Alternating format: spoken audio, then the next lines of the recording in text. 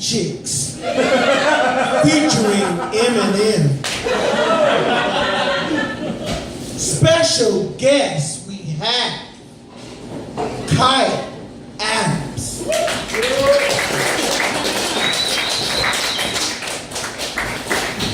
Cam, how did you lose your virginity? Like, can you enlighten me, like, the story a little bit? I met a 21-year-old girl, and she was a whore. Star-crossed lovers, everybody. So I'm working on crowd work January a little bit. So that was a softball, but I want that question answered by a female in the audience. If you would, oblige me. How did you lose your virginity, man? You're still a virgin? It is a gift from God. You cherish it. I lost my virginity in an above-ground pool in Florida.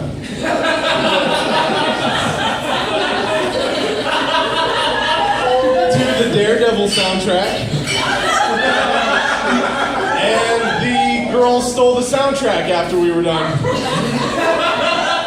You like how that story just kept getting sadder and sadder and sadder? True story.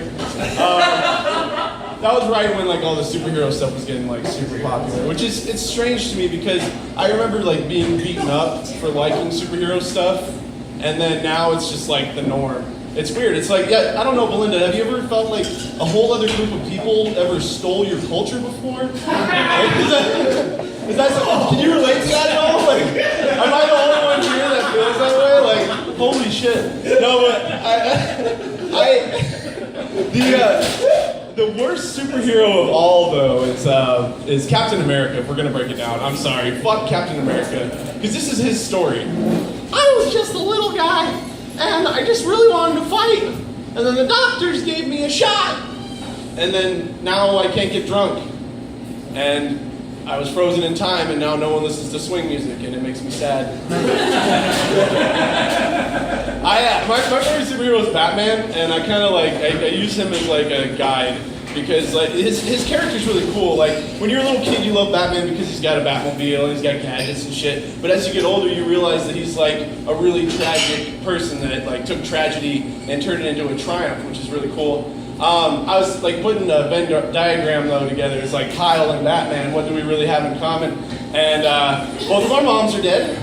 We both like to wear black, but for different reasons. He wears black to instill fear in his enemies. I wear black because I'm afraid of how I actually look in the mirror. We both drive a black car, and both of them were damaged by some fucking joker. But my car didn't adapt into some like badass vehicle. I just drive around with a giant dent, and it makes me sad. Let's see here. Are you guys thinking what I'm thinking? Like, I mean, I'm a little self-conscious up here, I gotta be honest. I am too high for a jacket with this many pockets. Like, when you get high, like, at least me, when you get to a certain point of being high, like four pockets are the limit. I can't work with more than 4 pockets. I got about 13 right now. It's like you know that shell game that you see like on the streets when people trying to win $20, except it's my $20 and I can't remember what fucking pocket I'm in. It becomes an issue. But weed is legal now, so I think my dream scenario is finally going to come true, and I'm going to tell it to you guys what I'm talking about. I'm going to be sat down in an interview, and it's going to be going great. And the interviewer is going to be looking at me. He goes, Kyle, your references check out, and you have a great attitude.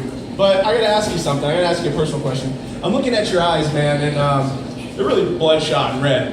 Are you high, or are you tired? And I say, I'm both. I'm hired. And then we high five. And then we high five and smoke a bowl in the back because that's how shit works now. All right, thank you very much, guys. That's my time.